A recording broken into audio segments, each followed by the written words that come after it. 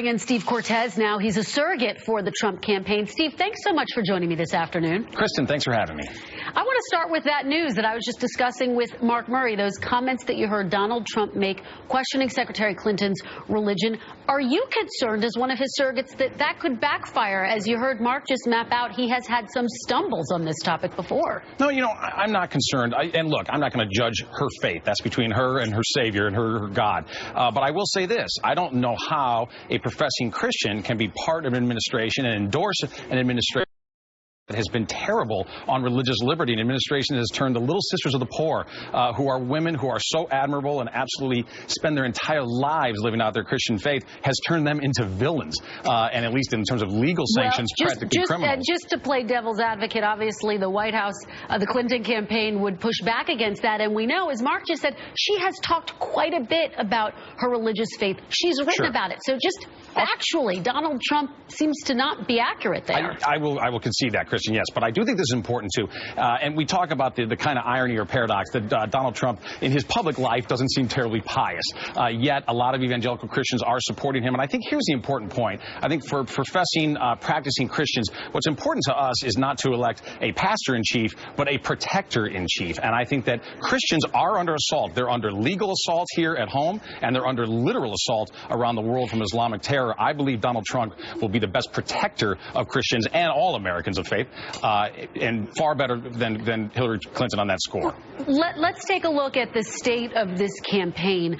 When you look at the figures, Steve, a lot of concern here if you're a Trump supporter. I would imagine Secretary Clinton has more than $40 million in the bank. Donald Trump only has $1 million. And she's outpacing him in national polls. Our latest poll shows her up 6 points. Other polls show her with a greater lead. As you know, there was a big campaign shakeup yesterday with Corey Lewandowski being replaced with Paul Manafort. Is that enough, or does the candidate himself need to change? Well, look, I think all the above. First of all, fundraising just began.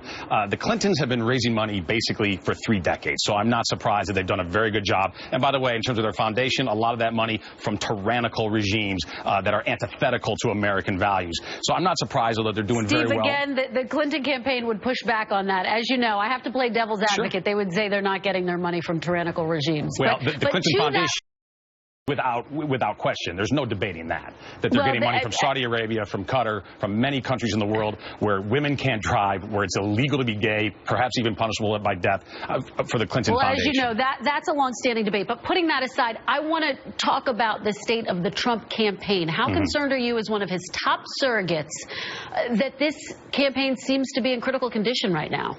Well, listen, I think we're rebounding. We're going to be the LeBron James and Cleveland Cavaliers of campaigns. They were down 3-1. Came back and won. I think we're already seeing the same. Donald Trump is already starting to do better, despite the fact that, look, I think we've had a bad June. I'll certainly be the first to acknowledge that. But despite the fact that there have been some stumbles in June, an absolute barrage of negative publicity, Donald Trump is still tied in key battleground states like Pennsylvania, which has been incredibly blue, like Ohio, which may in fact decide the whole election. So I think, when I was a kid, I used to play with Weebles, and they would say Weebles wobble, but they don't fall down. Well, Donald Trump is a combination of a Weeble and LeBron James, and he is coming back strong and smart. And I think some of the campaign moves, for instance, getting rid of Corey Lewandowski, I think a very smart move. No disrespect to him, but he was a primary campaign manager, not a general election campaign manager. I do think that Donald Trump is going to get more disciplined, stay on message, and talk far more about the economy going forward. And let me just get at that point a little bit more. I mean, does Donald Trump need to stop making controversial comments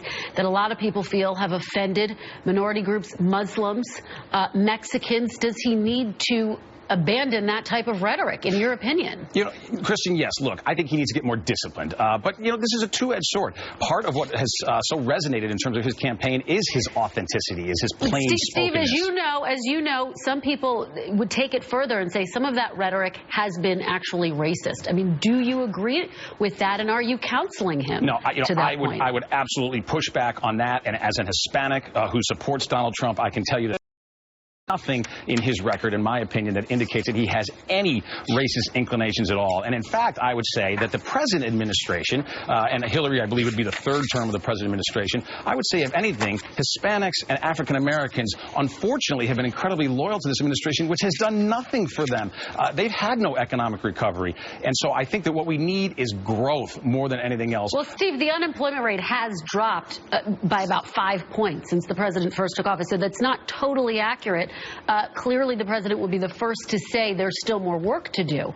But you have to acknowledge there has been some economic growth. Oh, there has been growth, but it's been very, very slow growth. He's going to go down, unfortunately, for America as the first president in American history to never have a single year of 3% or higher GDP growth. And I think, listen, has the jobless rate come down? Yes, but in part that's because we've had so many people leave the workforce, which is really a sad thing. We have a lower percentage of men working right now than any time in American history. So the unemployment rate came down, yes, but there's some chicanery there regarding the economics. We have almost 50 million Americans on food stamps. That's the entire population of the West Coast of the United States. So I think things are tough out there. They're especially tough for middle-income earners, for people of color. We need a new plan. We need a new approach. We need tax relief, regulatory relief. Donald Trump will bring us both of those. All right, Trump campaign surrogate Steve Cortes, we're out of time. Thank you so much. Really appreciate it.